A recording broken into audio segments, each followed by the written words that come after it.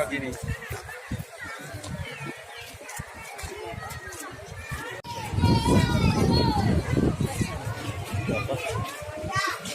Majelis Adat Gayo, yang terhormat Bapak Majelis hari ini mengurusi bahan yang terakhir untuk maju pendidikan anak-anak SD Pekosan.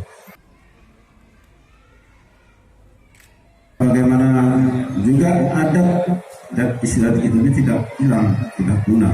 Bicara bahasa Gayo mungkin sebisa mungkin harus kita titipkan juga. Kalau betul kita perhatikan kita, kalau betul kita perhatikan dunia pendidikan antara guru dan murid harus saling komunikasi.